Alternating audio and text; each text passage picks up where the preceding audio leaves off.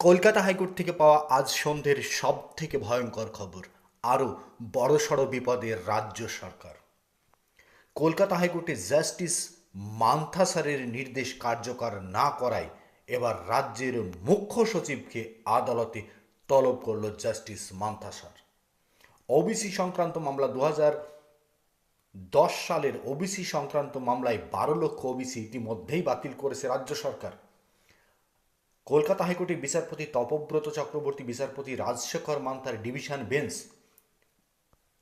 যে রায় দিয়েছিল এবং যেটা কার্যকরী করার নির্দেশ দিয়েছিল হাইকোর্ট, সেটা এখনো পর্যন্ত কার্যকরী করেনি রাজ্য সরকার। এক কথায় আদালতের নির্দেশে গড়িমসি ভাব রাজ্য সরকারের। 9 মাস কেটে গেলেও আদালতের নির্দেশ কার্যকর করা হয়নি বলে অভিযোগ আদালতের। আর সেই নিয়ে নতুন করে আদালত অবমাননার মামলা দায়ের হলো। ওবিসি সংরক্ষণ সংক্রান্ত হাইকোর্টের নির্দেশ কার্যকর না করায় ক্ষুব্ধ আদালত।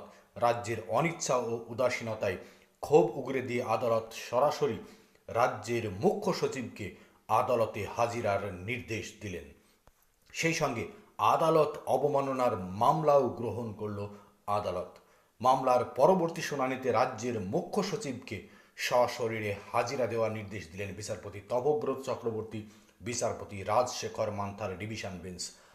সূত্রের খবর, আগামী 12 মার্চ দুপুর 2টোয় এজলাসে হাজিরা দিতে হবে রাজ্যের মুখ্য সচিবকে। ক্ষমতায় আসার পর থেকে 77টি পিছিয়ে পড়া সম্প্রদায়কে ওবিসির তালিকাভুক্ত করেছিল পশ্চিমবঙ্গ সরকার।